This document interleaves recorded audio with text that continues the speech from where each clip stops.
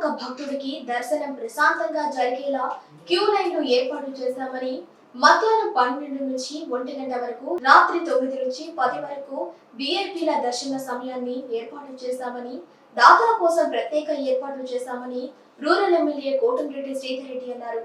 శ్రీ రాజరాజేశ్వరి అమ్మవారి ఆలయంలో నవరాత్రి ఉత్సవాల ఏర్పాట్లు అధికారులతో కలిసి ఎమ్మెల్యే పరిశీలించారు. ఈ సందర్భంగా ఆయన మాట్లాడుతూ, అధికారాన్ని రాజకీయాన్ని గుడి బయటే పెట్టి లోపలికి రావాలని అన్నారు.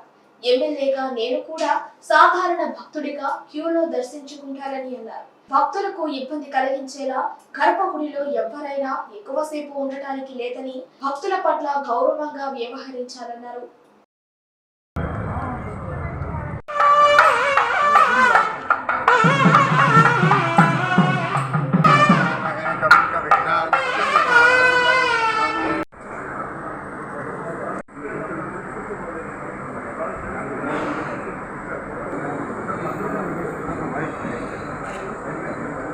రాజరాజేశ్వరి అమ్మవారి దేవస్థానంలో నవరాత్రి ఉత్సవాల ఏర్పాట్లు మొత్తం కూడా పూర్తయి లక్షలాది మంది భక్తులు ఈ నవరాత్రుల్లో రాజరాజేశ్వరి అమ్మవారిని దర్శించుకుంటారు.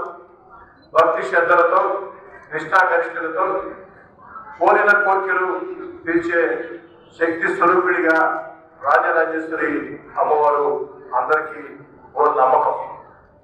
అరుదమ్మ ఈ యొక్క నవరాత్రి ఉత్సవాల సందర్భంగా వచ్చే భక్తులకి ఎలాంటి ఇబ్బందులు రాకూడదని ప్రత్యేకంగా ఏర్పాట్లు చేయడం జరిగింది.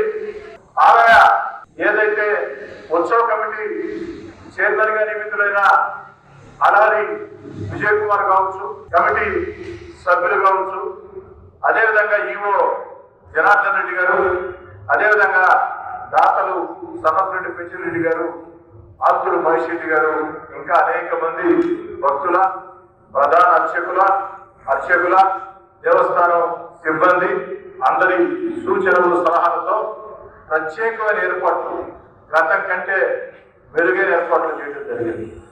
ఏమిటా ఏర్పాట్లు అంటే, వచ్చిన భక్తులకి అమ్మవారి దర్శనానికి ఎలాంటి ఇబ్బంది లేకుండా 3 రకాల పద్ధతుల్లో క్యూ లైన్లు కొత్త పద్ధతి ఏర్పాటు చేయడం జరిగింది.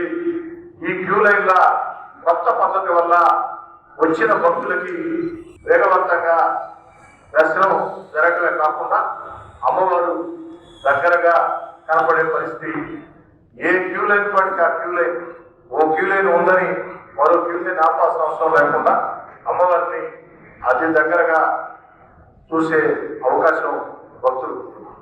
ఇందుకు మనస్ఫూర్తిగా వారందరినీ కూడా అభినందిస్తూ, అదేవిధంగా విఐపీలకి మధ్యాహ్నం 12 నుంచి 1 గంట వరకు, రాత్రి 9 నుంచి 10 వరకు విఐపీలకి సమయం కేటాయించడం జరిగింది. దయచేసి విఐపీలందరూ కూడా ఆ సమయాన్ని ఉపయోగించుకోవాలని, మిగతా సమయాల్లో సాధారణ భక్తుల ప్రార్థనలకి ఆటంకం కలిగించవద్దని విఐపీలందరూ కోరుతూ ఉన్నాం. అదేవిధంగా దాతలు కూడా ఈసారి గతంలో భిన్నంగా దేవస్థానం దాతలకి, ఆ దాతల కుటుంబాలకి, వారి బంధుమిత్రులకి ప్రత్యేక ఏర్పాట్లు చేయడం జరిగింది. దాతలు దేవస్థానం దర్శనం కోసం వస్తున్న విషయం ఈవో గారికో లేక చైర్మన్ గారికో ఇక్కడ ఉన్న సిబ్బందికో తెలియజేస్తే ప్రత్యేకంగా ఆ యొక్క దాతలకి ఆలయ మర్యాదలతో అన్ని రకాల కూడా దగ్గరుండి ఈవో గారు, చైర్మన్ గారు అందరూ కూడా చూసుకుంటారు. అదేవిధంగా ఉత్సవ కమిటీ చైర్మన్ కానీ సభ్యులకు కానీ చెప్పేది ఒకటే, దేవస్థానం లోపలికి వచ్చే వరకే మీరు చైర్మన్ సభ్యులు, దేవస్థానం లోపలికి వచ్చిన తర్వాత దాన్ని సభ్యుల ఏదైతే ఆ హోదాని భక్తుల సేవకు పడింది. చైర్మన్ గారికైనా సభ్యులకైనా ఒక్క మాట మాత్రం స్పష్టంగా చెప్తున్నా, గంటల కొద్దీ గర్భగుడి వద్ద నిలబడి భక్తులకు ఆటంకం కలిగించవద్దు. గంటల కొద్దీ భక్తులకి ఆటంకం కలిగించే విధంగా గర్భగుడి వద్ద నిలబడి దయచేసి భక్తులకు ఆటంకం కలిగించవద్దు. నిన్న 2 ఆలోచనలు పడలేదు ఈవో గారు ఈ విషయంలో స్థితిగా ఉన్నాయి. గర్భగుడిలో ఎవరైనా సరే, చైర్మన్ అయినా, సభ్యులైనా, దాతలైనా వచ్చారా, అమ్మవారిని దర్శించుకున్నారా, వెళ్ళారా అంతే. దాంట్లో ఏం తేడా. అది కార్పొరేటర్కైనా ఎమ్మెల్యేకైనా కూడా అదే ఉంటుంది. ఇక శాసనసభ్యుడిగా నేను సైతం సాధారణ భక్తుల క్యూ లైన్లోనే శాసనసభ్యుడిగా నేను సైతం సాధారణ భక్తుల క్యూ లైన్లోనే అమ్మవారిని దర్శించుకుంటా. ఈ విషయాన్ని అందరూ గమనించాలని. ఎందుకంటే అమ్మవారి ముందు హోదాలు డబ్బు ఇదేది కూడా అర్హత కాదు. అమ్మవారి ముందు అందరం సాధారణ భక్తులు. కాబట్టి ఎవరి పార్టీ పిచ్చాపాటి వాతాకాన్ని కొడుతా భక్తులకు అడ్డం వస్తా, ఆ గర్భగుడి బయట నిలబడతా, మెట్ల మీద నిలబడతా, నా ఇష్టం వచ్చి నిలబడతానంటే అంగీకరించే ప్రశ్నేలా, ఎంత పెద్దవాడినైనా ఉపేక్షించే ప్రశ్నేలా. దయచేసి దీన్ని అందరూ జాగ్రత్త గుర్తుంచుకోండి. దీనిలో రెండు ఆలోచన. రెండోది, వచ్చే భక్తుల పట్ల దేవస్థానం సిబ్బంది కానీ పోలీసులు కానీ బయట పోలీసుల్లో పెట్టండి, సిఐ గారు బయట పోలీసుల్లో పెట్టండి.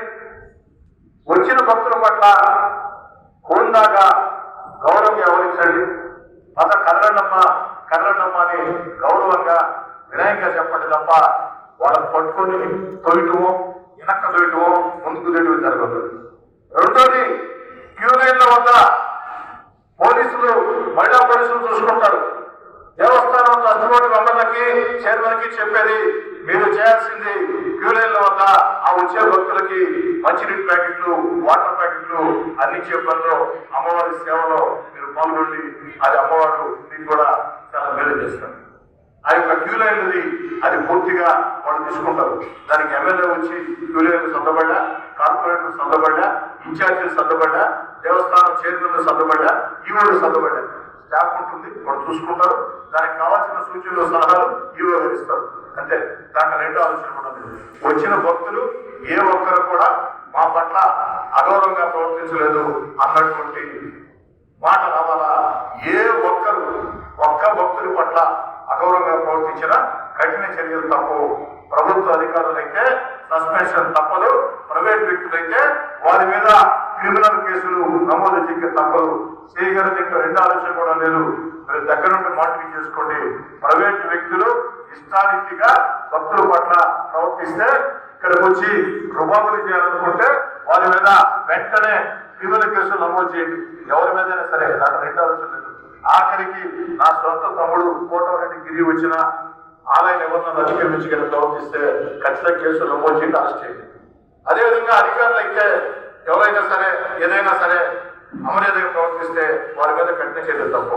దాంట్లో రెండు ఆలోచన కూడా. అన్నిటికీ మించి, ఎందుకంటే దేవస్థానం లోపల సెంటర్ వేసి చేరిపోయింది వాళ్ళకి.